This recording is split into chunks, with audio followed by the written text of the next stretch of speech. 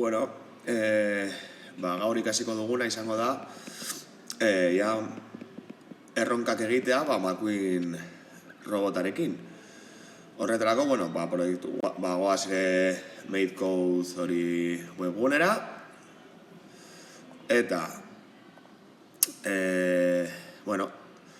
dituko diogu McQueen bat eta honetan motorrak edo. Gaur orain ikasiko dugulako motorrak nola, McQueen robotaren motorrak nola egin aurrera, atxera. Orduan kargatzen baden, horrela.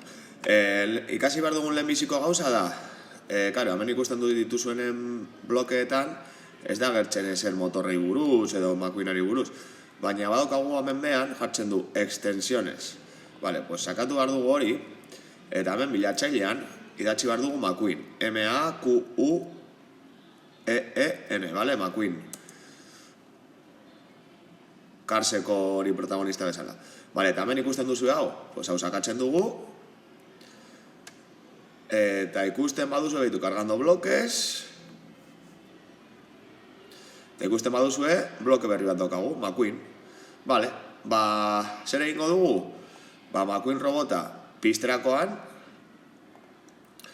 aurrera eta atxera egitea. Orduan, zer egingo dugu? Adibidez, hemen McQueen blokeetan zer daukagu? Leher ultrasonidos, hau dela oztopoen aurka joateko, servomotor, zuek ez duzuela erabiliko, LED hau bai, horreko bombilatxoak pizteko, sigelinia ere erabiliko duzue, marrak jarraitzeko, beltza edo txuria, eta parar motor, eta gauza gehiago, bale?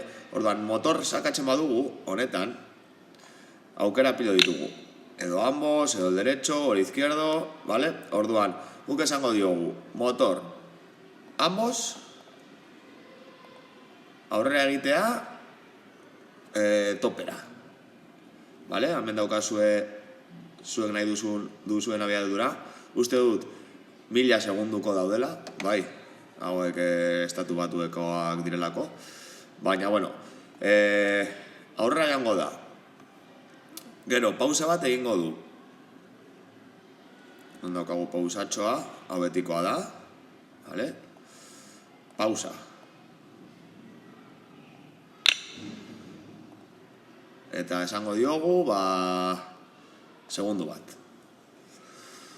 Gero,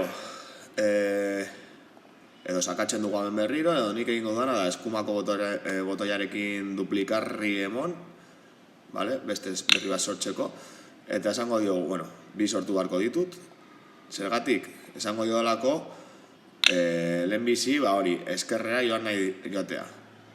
Aurrera joan eta gero, eskerrera.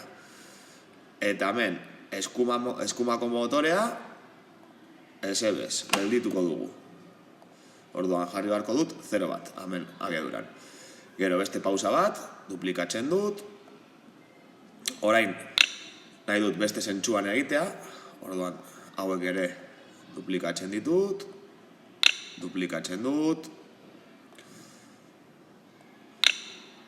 Eta bikoiztuta gero, hemen daukagu, aldatu behar dugu, hau. Honetan orain nahi dugu, eskerreko motorra ez ibiltzea, eta eskumakoa beraz, aldiz bai. Gero beste pausatxo bat, eta azkenik, aginduko diogu, atxerantxe egitea. Orduan, motor ambos, baina aurre egin ordez, atxera egitea, retroceder. Gero pausa bat ematen diogu, eta printzipioz, honekin, funtzionatu beharko luke. Gero konpratuko dugu.